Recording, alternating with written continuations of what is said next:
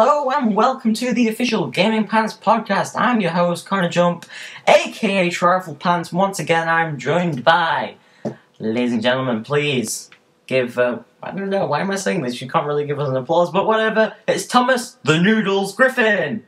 Hey guys. Hey Tom. And of course, Adam, the Whistler Whistlecraft. Hey. Hey Adam. And Adam's got the coolest name in town. You may know something sounds kind of funny about this this podcast. I'm going to leave it to you guys to work it out. I'll tell you what we've done to this podcast at the end, but we'll see if you work it out before the end. Okay, let's move on to our first story. Boop! Okay, our first story of the day, the big news this week, of course, is the VGA Awards. Now, the VGA Awards are hosted by Spike TV and are arguably the biggest awards in gaming. So, we're going to give you giving you a kick would be rather cruel, but a quick rundown of all the winners this year. So let's dive in with the big one straight away.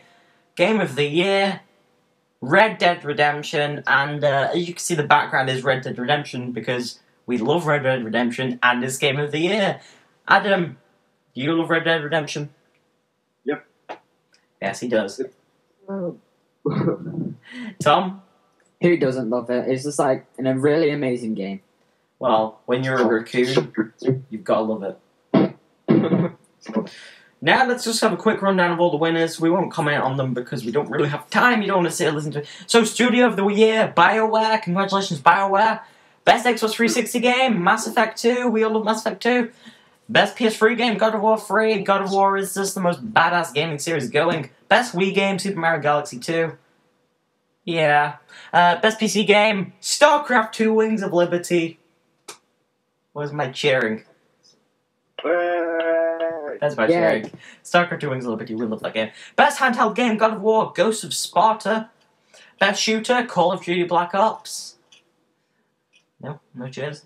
Tom likes to cheer for that. What? Never mind. Best action adventure game, Assassin's Creed Brotherhood. Best RPG, Mass Effect 2. That's 2 awards for Mass Effect 2, well done. Best multiplayer, Halo Reach. I'm not quite sure how that got, whatever.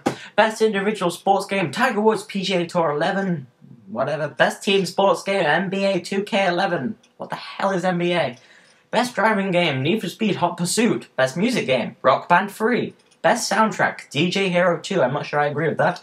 Best song in a game, Far Away by Jose Gonzalez for Red Dead Redemption, and Best Original Score, also Red Dead Redemption. Well done, Red Dead Redemption. I love that game. Best Graphics, God of War 3. I gotta agree. That rhymes. Best Adapted Video Game, Scott Pilgrim vs. the World, the game. Best Performance by a Human Male, Neil Patrick Harris as Peter Parker in Spider-Man Shattered Dimensions. Best Performance by a Human Female, Tricia Helfer as Sarah Kerrigan, StarCraft 2 Wings of Liberty. This is my award voice. Best downloadable game, Costume Quest from THQ and Double Fine Productions. Best DLC, Red Dead Redemption Undead Nightmare. Another one for Red Dead Redemption. Well done, Rockstar. Best independent game, Limbo. And the most anticipated game is Portal 2. So, well done all around to everybody who won, all the winners from this year's VGA Awards. We hope that they all went to the best game one for all these awards. So, that wraps up the VGA Awards. Let's move on to our next news. Our next big news of the week is, of course, Minecraft. And Minecraft has been the indie success story of the year. I'll forget the year of all time. I don't think there's ever been such a successful indie game. Notch is just rolling in money right about now. And Minecraft really took the world by storm with its creative, minimalistic approach. And, well, what's the big news about Minecraft, you ask?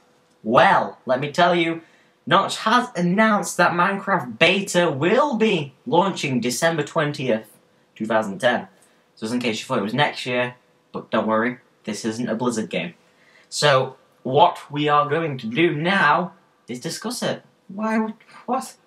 This is madness. They're going to discuss. Yes. Tom, you play Minecraft. Yes. Yes, I do. Now, what does this mean? Because Notch is going to be focusing more on content, less on bug fixes. We are going to get a narrative, so it's going to have a basic storyline without it being too intrusive. And there is going to be there's going to be more stuff to the end game, more things to work towards at the end. What does this mean for you as a Minecraft player? Well, it's just like it'll make the game a whole lot better. It's just a really amazing game. It was extremely addictive, and it'll just improve the entire experience of Minecraft. Well, indeed, I second that notion. Now, Adam, you have not played Minecraft, and you are probably the only person who I know who hasn't played Minecraft. You're one of very, very few, an exclusive club to not play Minecraft. Do you have any interest in playing Minecraft? I've always said I want to get it, but I've never really be bothered. Well, with the beta coming out, that means the price will be going up. Is that tempting you to get it sooner? Yeah, but I'm still not sure if I want to get it. Well, you've still got a few days yet to decide. But do remember the price will be going up, everybody, to €12.50 or whatever it is. 16 €16. Once it hits beta, so you might as well get it now if you don't already have it, but that's pretty much only Adam. Okay. You know, I might get it now. Yes, Adam thinks he might get it now, so there's the result, Minecraft fans. Let's move on to our next news. Boop! The next big news is, of course, that Sony has announced a release date for Uncharted 3 Drake's Deception, and that date is November 1st, 2011. So, super excited for this. Uncharted is probably one of the best series on the PS3, and maybe one of the best series of all time as far as video games go. Now, as a PS3, I wouldn't say... I don't know. Well, okay. I like my PS3 more than my Xbox. Let's put it that way. I don't want to label too much, but we'll go into that. Uncharted is a flagship for Sony, and it is really something that Xbox gamers miss out on without having a PS3. Now, everyone on this panel does have experience with both consoles, so let's first head on over to Adam and see what this means to you. Well, I am actually very excited about Uncharted 3 because Uncharted 2, it was really fun. I love the online because I just love being able to free run and kill people. It's just awesome. So I can't wait for Uncharted 3. Free run and kill online. It's as if Assassin's Creed Brotherhood was made correctly. Thomas, you have limited experience with Uncharted. Would you be interested in picking up this game? I probably would, but I don't really know if I will. So it's a bit of an unsure one, but remember, Christmas 2011, that might be on some people's lists. I'll definitely be wanting to check it out before then. We'll see what happens, because Uncharted is an amazing game, and we now know when that's coming out, so that's great news. So let's move on to our next story. Boop! Moving on, our next news is about Forza 4 has been unveiled with a dramatic live-action trailer during the VGAs, and, well, driving fast cars, expensive ones, and it's simulating, well, it's a Forza game, alright. Forza 4 will arrive on the Xbox 360 in fall 2011, and we did see Kinect functionality demonstrated with Forza back at E3, and this could end up in the game. Okay, so I am not a very big Forza fan. I've spent a little bit of time playing Forza 3, but I prefer more arcadey feeling ones to these simulators. But Adam and Tom, you guys have played a ton of this game. Let's start with you, Mr. Noodles. You like Forza 3. What do you think about Forza 4? Forza 3 was a very, very, very good game, and Forza 4 will hopefully be as good or better than the first one. Okay, well, they are working on some Kinect compatibility. Now, what do you make of this? Is this something that you're going to think, this could be bad because they might be too focused on Kinect, or is it a good thing that they're including Kinect in the game? No. No, it is not. So it's not a good thing that they're working on Kinect compatibility? No, because Kinect, not many people will a lot of people will have it, but the majority of people who have an Xbox probably don't have it. So. Well, they do have to put a lot of time. They need to pull a lot of developers who are then going to work on Kinect side of things. and that can sometimes be a problem because then they kind of neglect the other side of the game. So we'll have to see how that works out. Adam, you also played Forza 3, so what excites you about Forza 4? What do you think we can look forward to? Well, they should be making it more realistic when you're driving, because one thing that was good about Forza 3 was it was pretty realistic, but it wasn't as good as it could have been, so I'm hoping Forza 4 really do nail it. I love the realism in Forza 3. I just drive along this line and it does it for me. It's so real and amazing. I could have sworn that I wasn't playing Mario Kart. I mean, who would even compare this to it? Which, by the way, Mario Kart I love a lot more than Forza. But these guys like Forza. Forza 4 coming out very soon. I don't know why I say very soon, because it's not that soon. It's fall 2011, which is autumn. But autumn is too much of a long word for Americans to understand. So that's that news. Let's move on to our next news. Boop. Our next news this week is, of course, Prototype 2. Which, of course, is a sequel to Prototype. Why would it be Prototype 2 if it wasn't? That'd be just silly. But this time, you won't be playing as Alex Mercer. Instead, you'll be playing as one Sergeant James Helen, who seems to have undergone infection himself in an attempt to take out Mercer. So, you're a soldier trying to kill Mercer, but you've also become slightly infected, so you're basically Mercer, but you're not Mercer. I don't get it. The game will launch in 2012. We all loved Prototype 1. Tom, give us a quick little summary of why you liked Prototype. Well, all the stuff that you could do, like you could try and get blades and the claws and stab and rip people into pieces and then run up walls and just blow stuff up. Amazing. And Adam, a quick summary of why you like Prototype. Who doesn't love being a shape-shifting badass? Exactly. Except hippies, maybe? I don't know.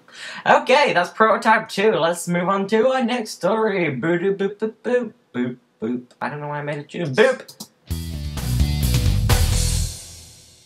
Following swiftly on with the announcement of a sequel, we come to the announcement of another sequel. Insomniac Games is amazingly popular Resistance series has announced its third installment. Yes, Resistance 3 has been announced.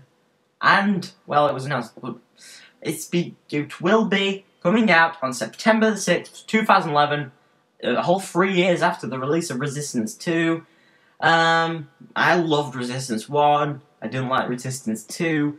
They're going to be spending a lot more time with this iteration, and hopefully the effort that the time they put into this will come across to us, the gamers. Adam, you have played a little bit of Resistance, Resistance 2. What's your take on this? I wasn't really that keen on Resistance, but it wasn't bad. I mean, the co-op was okay, and the multiplayer was okay, but it wasn't really brilliant. The first one was better, I think, so hopefully they'll make it more like the first one instead of trying to carry on with the second one. Okay, Tom, you played the first one. You completed the campaign, I am aware. So, and you don't really have that same feeling for Resistance 2. So, what about Resistance 3? What does this say to you?